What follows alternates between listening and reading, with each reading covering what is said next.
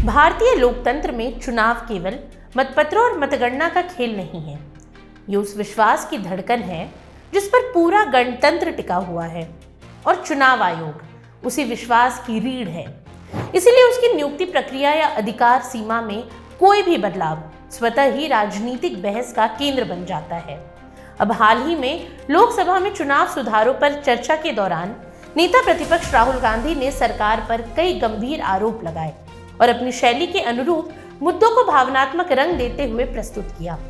उनका भाषण राजनीतिक गर्माहट से भरा था, लेकिन उसके भीतर छिपे तथ्य, संवैधानिक पहलू और कानूनी वास्तविकताएं कहीं अधिक विस्तृत विश्लेषण की मांग करती हैं। अब इसी संदर्भ में ये पूरा विवाद एक बार फिर केंद्र में है कि क्या बदलाव लोकतांत्रिक मजबूती का हिस्सा है या राजनीतिक अविश्वास की उपज।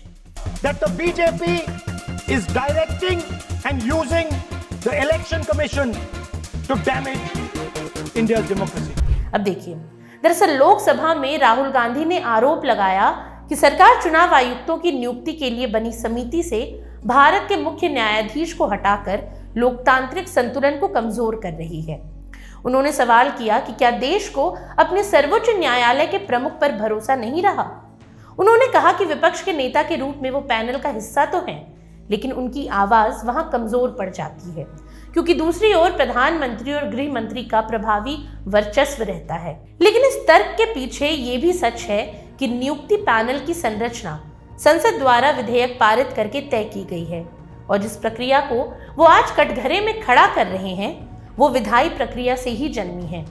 फिर भी राहुल गांधी ये बताते हुए दिखे कि पूरा ढांचा केवल सरकार की पसंद का प्रतिबिंब है, जबकि वास्तविकता इससे अधिक व्यापक और गहन है। साथ ही राहुल गांधी ने 2023 के उस कानून का उल्लेख किया जिसके तहत चुनाव आयुक्तों की नियुक्ति प्रक्रिया में बदलाव किए गए। इसके बाद विशेष रूप से धारा 16 पर सवाल उठाया, जिसमें चुनाव आयुक्तों को उनके कार्यकाल के दौरान लिए गए आधिकारिक फैसलों पर किसी भी कार्रवाई से सुरक्षा प्रदान की गई है। ये प्रावधान संवैधानिक संस्थाओं की स्वतंत्रता सुनिश्चित करने की व्यापक परंपरा से जुड़ा है, जिसे कई संवैधानिक पदों पर पहले से भी लागू किया जाता रहा। लेकिन राहुल गांधी के अनुसार ये कदम जवाबदेही को खत्म कर देता है। अब दिलचस्प बात यह है कि ऐसी कानूनी सुरक्षा का उद्देश्य राजनीतिक प्रतिशोध या दबाव के जोखिम को कम करना होता है, ताकि अधिकारी स्वतंत्र होकर निर्णय ले सकें। फिर भी इसे एक तरफा रंग से संदेहास्पद बताना बहस को अधूरा बना देता है। अब देखिए, भारत में चुनाव आयोग की स्थापना 1950 में एक एकल सदस्यीय संस्था के रूप में हुई थी। समय के साथ इसकी संरचना बदली। 1989 में ये 3 सदस्यीय हुई। वर्ष भर बाद पुनः 1 सदस्यीय कर दिया गया और 1993 में फिर से 3 सदस्यीय हो गई और ये आज भी इसी रूप में काम करती है। अब संविधान का अनुच्छेद 324 चुनाव आयोग की स्थापना तो करता है, लेकिन चयन प्रक्रिया के लिए कोई स्पष्ट प्रावधान नहीं देता। वर्षों से राष्ट्रपति प्रधानमंत्री की अध्यक्षता वाली मंत्रिपरिषद की सलाह पर नियुक्ति करते रहे हैं।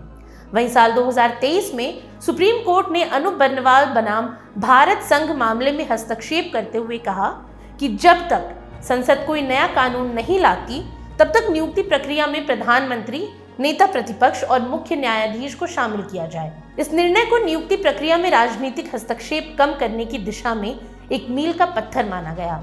लेकिन जल्द ही संसद ने नया कानून पास कर दिया और इसी के साथ चयन पैनल की परिभाषा ही बदल गई। अब नया कानून कहता है कि प्रधानमंत्री, लोकसभा में विपक्ष के नेता और प्रधानमंत्री द्वारा नामित एक केंद्रीय कैबिनेट मंत्री से मिलकर सिलेक्शन पैनल बनाया जाएगा। इसके अलावा एक सर्च कमेटी बनाई गई जो 5 उम्मीदवारों की सूची तैयार करेगी, जिसका आधार लेकर पैनल चयन करेगा। कार्यकाल को 6 वर्ष या 65 वर्ष की उम्र तक सीमित कर दिया गया और वेतन भत्ते को कैबिनेट सचिव के बराबर कर दिया गया। हालांकि पहले ये सुप्रीम कोर्ट के जज के समकक्ष हुआ करता था। अब देखिए, लोकतंत्र में सुधारों पर बहस अत्यंत आवश्यक है, लेकिन उससे भी अधिक आवश्यक है उनका तथ्यात्मक, संवैधानिक और निष्पक्ष विश्लेषण। संसद में उठी ये चर्चा भी लोकतंत्र की उसी भावना का हिस्सा है। राहुल गांधी ने कई सवाल उठाए, कुछ संवैधानिक, कुछ राजनीतिक और कुछ भावनात्मक, लेकिन किसी भी सुधार को केवल संदेह की नजर से देखना समाधान नहीं देता।